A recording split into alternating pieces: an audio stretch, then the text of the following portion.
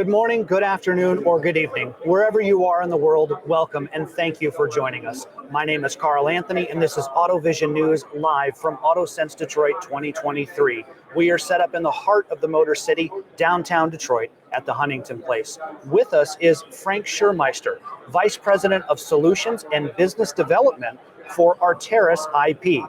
Now, he leads activities in the automotive enterprise and computing, communications, consumer, and industry verticals and technology horizontals, which includes things like artificial intelligence, machine learning, safety, as well as hardware and software. We welcome Frank to our AutoVision News live at AutoSens Detroit program. Frank, glad you could be here. Pleasure to be here. Thanks for having me. Frank, so this is the first time we're meeting, first time I'm learning about your company.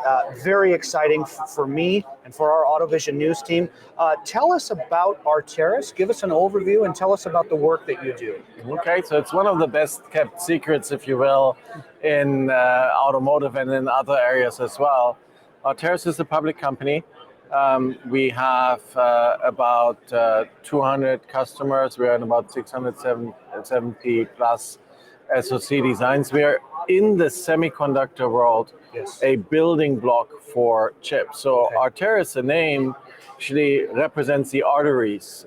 We are the arteries on the chip. So to kind of explain what we do, if you think about ARM, RISC-V, Intel as the brains of the chip, the semiconductor domain, the sensors, we see a lot of them here as kind of the outside interfaces together with interfaces to memory, USB, PCI Express.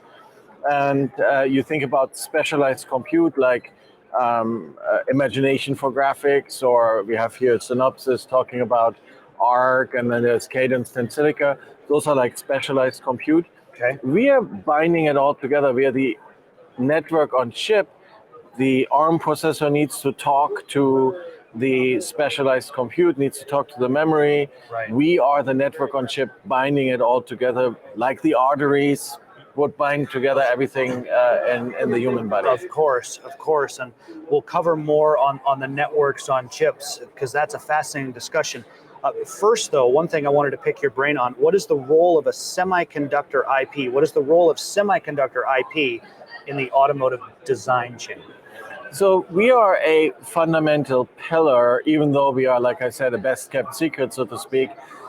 We are technically considered a tier 3, I would say, from an automotive perspective. Okay. So I'm looking up there. There's my tier 1, the semi. Yeah. You have the tier 2, the semi. You have the tier 1, somebody like a Bosch Conti. Sure. And then you have the BMW, Daimler, the OEMs up there. So we are a fundamental component, just like others, like ARM, for the processors. We have a partnership with them. Sure. And it's enabling the semiconductor design chain. And what's so fascinating here at this show, for instance, is that we are really interacting and having discussions all the way from Mercedes presentations yesterday on going through the tier 1s, the LiDARs, going through the semiconductor designs.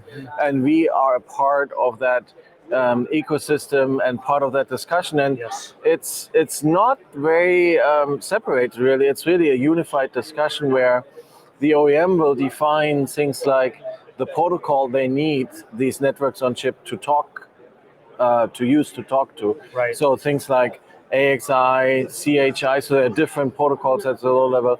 They will be decided throughout the requirements process, and it's a discussion where really everybody in the design chain interacts and works together. Right. To the network on chips, why would an automotive developer or why anybody in the automotive industry, Frank, why should we care about networks on chips? So we play in a variety of application domains. We also play in data centers and consumers. But automotive is one very close to our heart, where we have a lot of partners and customers we work with. So, for example, we partner with ARM for automotive designs, bringing their ARM cores together using our networks on chip. Right. People would care about this because they need to have the right safety environments, for instance. Yes. So we are ISO 26262 certifiable. Yes. So we work with our semiconductor partners to become safety compliant, and that's very crucial in the design chain. And if you look at some of our customers, so public examples, we are, as a company, we are out in about 3 billion designs shipped, like actual semiconductor components out there that have our building blocks, our IP in it. I mentioned earlier 200 customers, 675 design starts. A couple of examples are Mobileye, for example, is a public customer of ours who's using our network on chip to combine all the components on the chip together, have them talk to each other. Just today, we announced actually a company called Boss Semiconductor, who is using us, has licensed us for their automotive semiconductor designs. And it expands into other areas like AI ML, where recent announcement with Tenstor, and they licensed our technology. Why they cared about us, that's very exemplary, I would think. They basically said, well, we have enough fun, enough challenges to build our differentiation, the right processor, the right neural network for AI ML. We rely on Arteris as a provider of the safe IP to bind everything together from a network on chip perspective within the chip.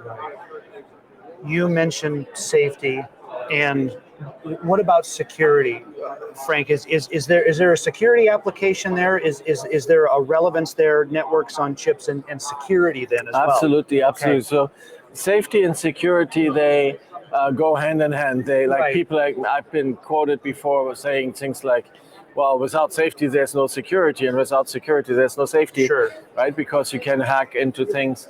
I was at a conference a couple of weeks back where that was exactly one of the big topics, how safety, ISO 262, that extends into SOTIF, the safety of the intended functionality, and it all overlaps with security there as well. So it's very tangential and combined with safety as well.